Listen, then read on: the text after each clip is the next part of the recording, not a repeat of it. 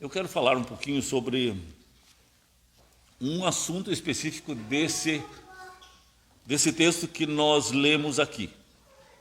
Teria muitas coisas para falar nesses 8 versículos da aliança que Deus fez com Abraão. Mas eu lembro de um pastor que ele falou um detalhe nessa mudança de nome que Deus fez com Abraão. Abraão, e ele diz: agora você não é mais Abraão, e vai ser Abraão. Eu não via muita diferença nessa história ali, e só entendi assim que aumentou um pouquinho a aliança do Senhor. Mas as colocações daquele pastor me ajudou muito a entender assim a questão da história de Abraão. Como isso repercutiu na vida dele, o significado. E ele vai contando assim que na visão dele, ele estava ali tratando do gado, de tudo que ele tinha, dando água. E aí chega um beduíno e faz aquela saudação bonita para Abraão. E aí Abraão conversa com ele e ele pergunta: como é que teu nome? Aí ele responde: meu nome é pai de muitos filhos, porque é isso que significa a palavra Abraão. E aí ele pergunta: quantos filhos você tem? Nenhum. Mas o teu nome não é pai de muitos filhos e você não tem nenhum? E naquela época não ter nenhum filho era um motivo de vergonha. Abraão tinha 20 anos, não tinha nenhum filho. Com 21 não tinha nenhum filho. Com 25 não tinha nenhum filho. A sua mulher era estéril, não poderia ter filhos quando jovem. Mas o nome dele era pai de filhos. E Deus tinha prometido isso para ele. E quantas vezes as pessoas perguntaram: qual que é o teu nome? E ele diz: meu nome é pai de filhos. E aí pergunto: quantos filhos você tem? Nenhum. E eu não sei se vocês já perceberam assim na vida de vocês, eu percebi isso muito na minha vida, assim, que tem certas coisas quando as pessoas só pegam naquele ponto, vai machucando, vai torcendo aquele parafusinho e vai espanando, e você já não aguenta mais ouvir aquele assunto porque cansa. E as pessoas não sabem falar em outra coisa senão aquele assunto. E o nome de Abraão sugeria entrar nesse assunto e machucava. Não sei se machucava, eu acredito que machucava o seu coração.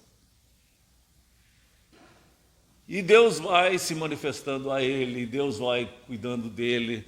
Eles até pensaram que Deus responderia e que Deus cumpriria a sua palavra de uma outra forma, de um outro jeito. Por isso veio Ismael, por causa dessa ideia que Sara, principalmente veio essa ideia de Sara.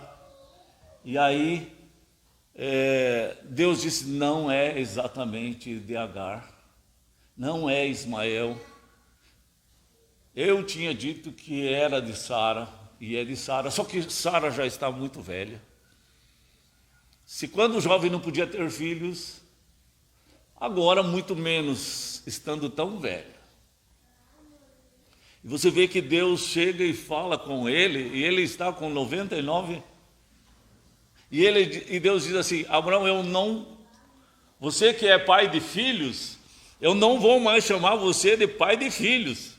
Eu vou chamar você de pai de nações. E se o coração de Abraão estivesse magoado, ele já ia dizer: pare, não fale mais nada desse assunto, que eu não quero ouvir mais nada desse assunto, eu já cansei. Se o Senhor me ama, mude essa história, mude esses nomes, porque não dá mais. São 99 anos. Quanto tempo ele ficou ouvindo esse assunto? De um Deus que podia ter dado o filho para ele quando ele tinha 20 anos, com 25 anos, com 28 anos, com 30 anos, com 35 anos. E agora Deus veio mexer com esse assunto com 99 e ainda ele aumenta o assunto. Ele não diz: você é pai de filhos, você vai ser pai de nações, porque Deus já estava vendo as nações que serviriam a Jesus. E através de Jesus muitas nações se converteram. E ele é chamado o pai da fé. E todo o que tiver a fé no sacrifício de Jesus e nasceu de novo é filho de Abraão. Mas é Abraão, pai de nações. E aí passa um tempo e aí nasce Isaac. Na velhice de Sara. Deus faz vários milagres nessa história aí. Só que parece uma história de um humor ruim, de um Deus que faz uma brincadeira de mau gosto e que fica provocando o seu filho desde os 20 até os 99 anos, até os 100 anos de idade, porque lá no capítulo 21 fala que ele, com aos 100 anos, ele foi pai de Isaac. A palavra se cumpriu, tudo se cumpriu, mas Deus podia ter poupado o sofrimento. E Deus nunca poupou o sofrimento. E como um pai amoroso, ele estava exercitando o seu filho. Ele estava treinando o seu filho. E é difícil pensar dessa forma. É muito difícil. Então eu queria trazer para vocês uma palavra assim, que é a frustração. E você enfrentar as frustrações, você superar as frustrações é uma bênção. Deus desenvolveu um cerne no seu filho Abraão, que ele foi pai de nações que temeram o Senhor. Pai de muita gente que se converteu e nasceu de novo e vai morar no céu de Deus, tanto que o céu é chamado de seio de Abraão, porque Abraão simboliza o Pai Celestial. Então é algo maravilhoso. Então o estresse, ele é necessário. O sofrimento, a luta, o não, a tarefa, sofrer realizando a tarefa, não receber resposta pronta. Mas passar aquele tempo sofrendo para responder, aquilo fixa na mente e vai para o coração. É com o calor que você vai forjar o ferro, o aço. É com o calor você vai dar a têmpera. Não tem como você lidar com isso sem o calor. Então esse estresse vai fazer produzir uma faca, vai produzir uma foice, vai produzir um metal que tem força para aguentar às vezes um peso enorme, 40 toneladas, 60 toneladas, um rolamento. Por quê? Porque foi feita em alta temperatura. Assim também acontece com a vacina do próprio vírus. Eles cortam, fatiam aquele vírus em vários pedaços e aí eles fazem a vacina daquilo ali, vai no corpo humano. O corpo humano vai ter um estresse, mas vai aprender a desenvolver imunidade, resistência ao vírus. Quando vier o vírus de verdade, então ele já está imune àquela doença. Várias vezes aqui eu falei assim que muitas enfermidades que acontecem com as crianças, enfermidades na infância, elas são necessárias para desenvolver um anticorpo, para desenvolver resistência a doenças mais complicadas no futuro. Tudo tem um plano, tudo tem um pensamento divino por trás de situações difíceis. Então, às vezes, o teu filho vê os outros jovens, as outras crianças comendo lanche e ele não pode porque não tem o dinheiro. Não é ruim, é uma coisa boa. Os outros têm um celular que o teu filho, você não quer que tenha aquele celular, e ele aguentar de não ter aquele celular é uma coisa boa. Não comprar aquela roupa de marca também pode ser uma coisa boa para a criança, porque se ela superar essa frustração com gratidão, com alegria no seu coração, desenvolve a autoestima. Eu estava ouvindo umas palavras da cultura digital e eles estavam falando exatamente desse assunto. Especialistas nesse assunto de educação infantil, eles estavam falando que a psicanálise, a neurologia tem provado que a frustração e passar por frustrações é o caminho da autoestima, e não tem outro caminho para chegar na autoestima sem passar pelas frustrações. Alguém que desvia, um pai, uma mãe que desvia o seu filho das frustrações e de enfrentar e superar frustrações, não vai desenvolver a autoestima. É exatamente isso que eu entendi a respeito de Abraão.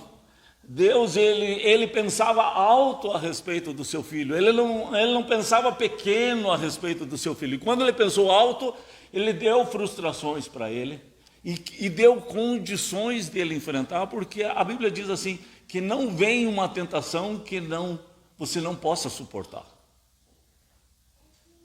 Não vem uma tentação que seja sobre-humana, mas juntamente com a tentação, Deus provê livramento, saída, escape.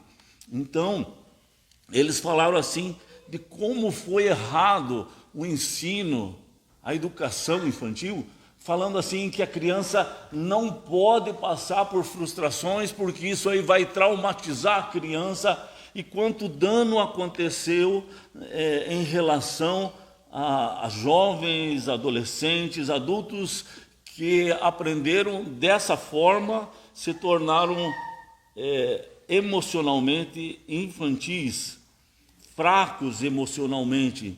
Aí eles estavam falando assim, nós temos crianças muito inteligentes, que sabem lidar com um sistema de internet, de computador, sabem falar 4 línguas diferentes, são muito hábeis e inteligentes, mas são crianças, bebês emocionalmente, e que não conseguem ouvir um não, que não conseguem passar por frustrações, porque estouram, explodem, surtam. Eles falaram assim, a namorada briga com ele, e ele, para enfrentar aquela situação, ele vai ao suicídio, ele fala de suicídio, ele ameaça o suicídio.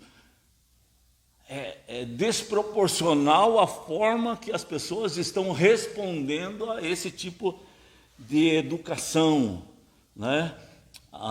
Frágil emocionalmente, necessita de violência na televisão, violência diária, acaba tendo homens que batem na esposa, jovens adolescentes que não aceitam a outra autoridade, porque é conflitante ter uma autoridade, alguém que está acima dela. Então a pessoa frágil emocionalmente não sabe lidar com essas coisas.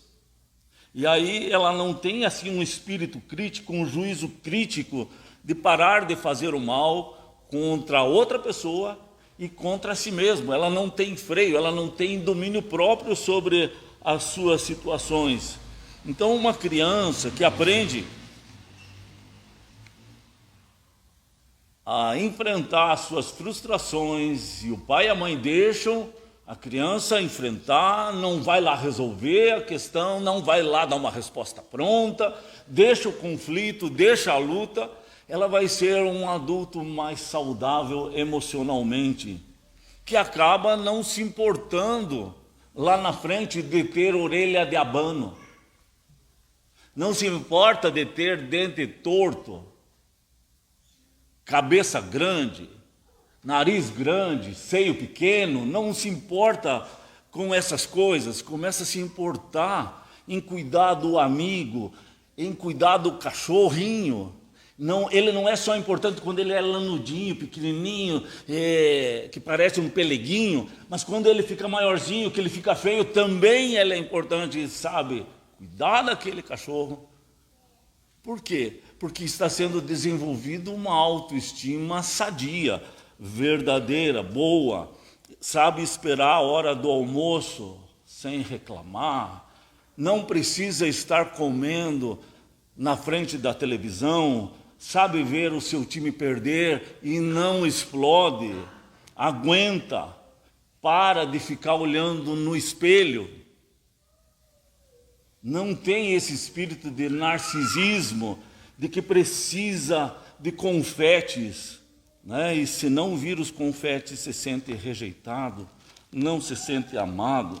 Então eles falaram assim: nós erramos porque alguém negou a ideia de que o filho não pode ser frustrado, que tem que defender o filho e tem que defender a criança de qualquer tipo de coisa, de qualquer bullying, qualquer situação adversa, que essas coisas vão traumatizar a criança. Dar uma tarefa para uma criança, exigir que ela faça aquela tarefa, dar tempo para ela realizar aquela tarefa, e não estar completando aquela tarefa, fazendo aquela tarefa pela criança, é algo saudável. Não é autoritarismo, é apenas colocar limites.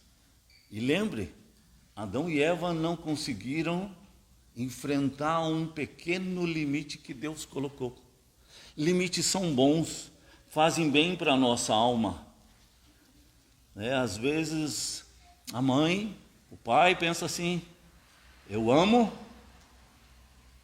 o meu filho e eu vou deixar ele assistir aquele filme junto com aquele filho que já é mais velho, que já tem seus 18 anos.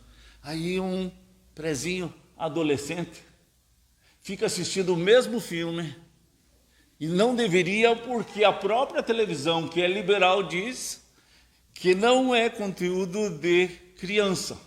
Mas a mãe ou o pai, porque entende que ama e não quer fazer acepção de pessoas entre o filho pequeno e o filho grande, deixa assistir a mesma coisa, mas vai ter um efeito negativo sobre aquela criança pequena. Então, amor não significa dar tudo da mesma forma.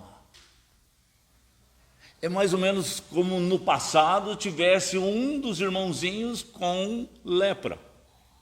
Não é porque ele tem lepra e porque eu, como pai, amo, ele vai comer nos mesmos talheres, ele vai se enxugar na mesma toalha, vai se lavar com a mesma esponja e vai dormir na mesma cama, no mesmo lençol, no mesmo travesseiro.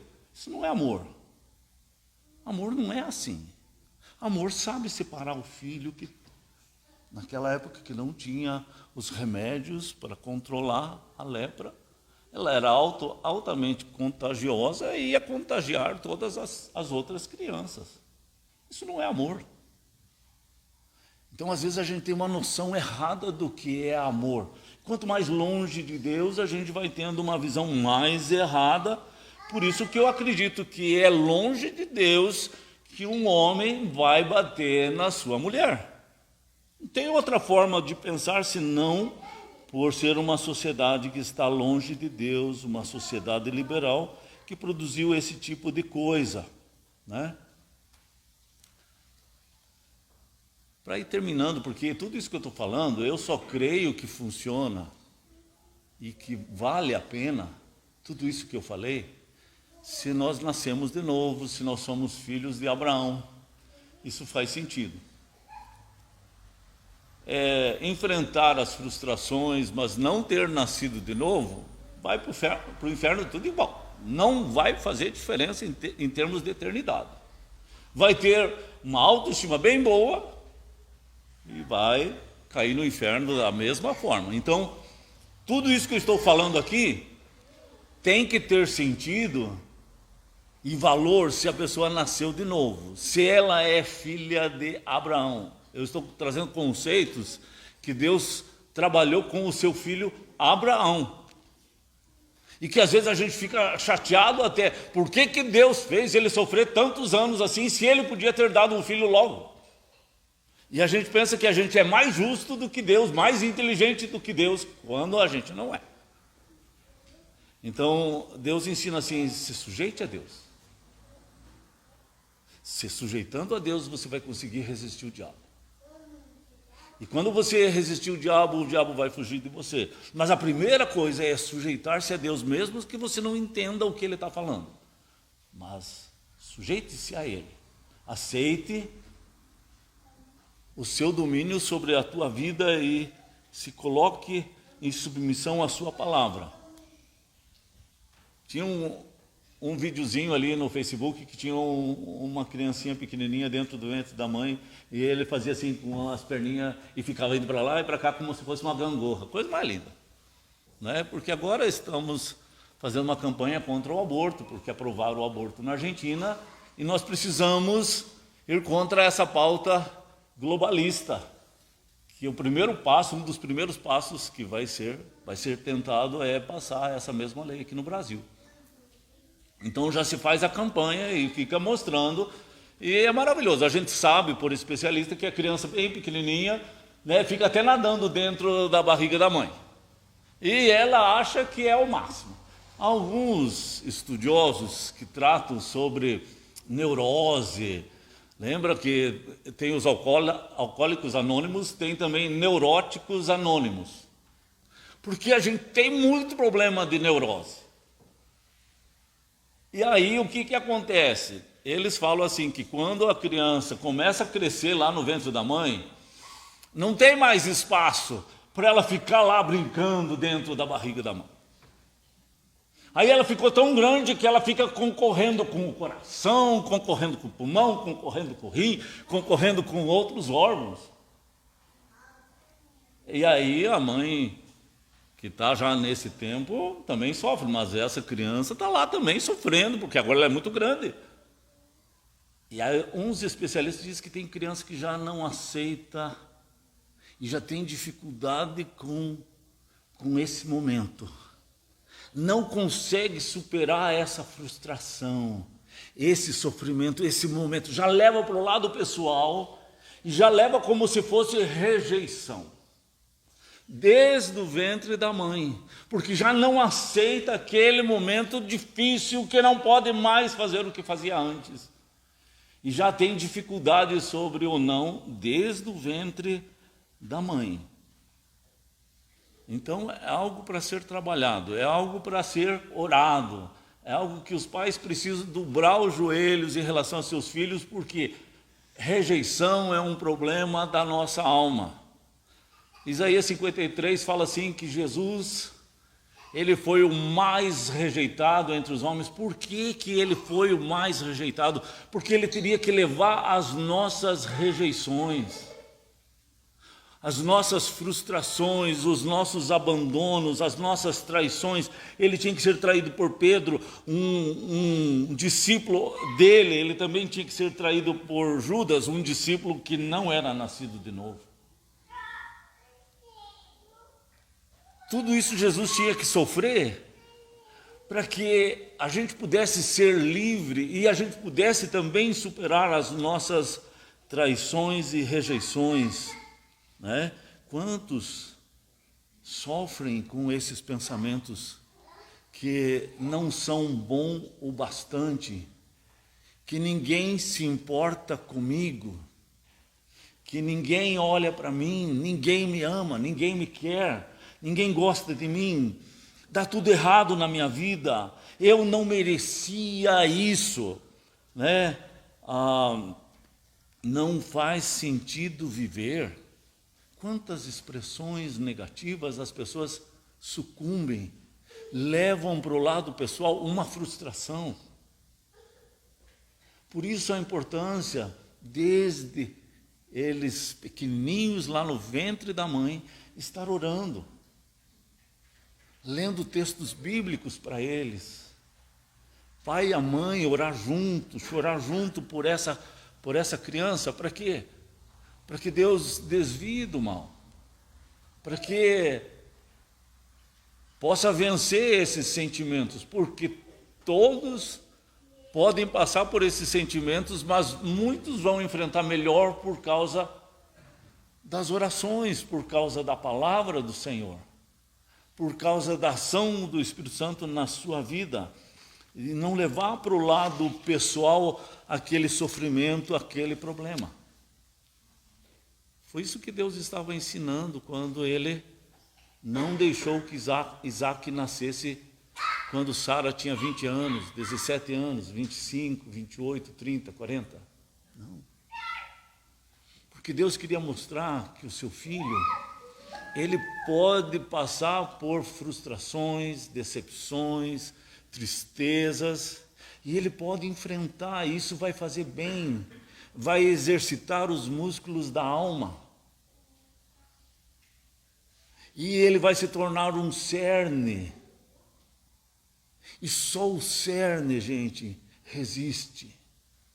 Você pega uma madeira branca, coloca no chão como um morão, como um palanque, pouco tempo está podre. Você coloca um cerne, ele resiste ao tempo, à chuva, sereno, frio, calor, sol. E ele aguenta também os bichinhos que vêm, ele não apodrece, ele resiste. Deus, ele está interessado em nos forjar. Deus está interessado em fazer de cada um de nós um cerne. Mas você tem que orar, buscar, lutar diante do Senhor, sujeitar-se a Deus, dizer, eu quero, como Isaías disse, eu quero, eu me disponho, vou me sacrificar, vou orar, vou levantar cedo, vou na vigília, vou ter a minha oração com os meus filhos, com a minha mulher, com o meu marido, todo dia. Deus vai enchendo o coração de alegria. E como é bom, esses dias o André ligou, eu preciso que você ore pela Elisa. E como era bom eu dar essa resposta para ele. Andréia, eu tenho orado pela Elisa todo dia. Não deixo de orar. Mas e se eu não tivesse orado? Se tivesse esquecido? Então, eu ia dizer, então vamos orar daqui para frente, né? Mas como é bom poder orar. Como é bom poder colocar em oração. Então a igreja, ela é convocada por Deus para orar. E se não sabe orar, pede para Deus ensinar. Como muitos pediram para Jesus, ensina-nos a orar. E Ele vai ensinar. Essa é a nossa função, orar, meditar na palavra do Senhor, para nós sermos testemunha e exemplo para os incrédulos. Em vez de estarmos olhando no espelho e pensando em nós, a gente está pensando em alguém. A gente está querendo a salvação de alguém. A gente está querendo cuidar de uma pessoa para que ela se converta e seja salva. Lembra do propósito que foi colocado no início desse ano? De a gente orar por uma pessoa durante esse ano e lutar para que a gente seja esse exemplo, esse modelo, testemunha, tenha uma palavra para essa pessoa. Pelo menos uma alma a gente possa ganhar nesse ano, uma alma para Jesus, onde ela estiver, né? Em que cidade que ela estiver, não importa. Mas nós vamos nos dobrar, colocar o joelho no chão, pensamento diante de Deus, para lutar por essa pessoa. Por quê? Porque sendo filhos de Deus, tratados pelo Espírito Santo, a gente deixa de ser egoísta. Deixa de ficar olhando no espelho. Deixa de ser narcisista e ficar sofrendo pelas coisas que eu não tenho. Em vez de agradecer pelas coisas que Deus nos dá todos os dias. E aí vai enchendo o coração de alegria. Porque Deus nos basta. Ele é a fonte do contentamento. Ele é a fonte da nossa alegria, independente das circunstâncias.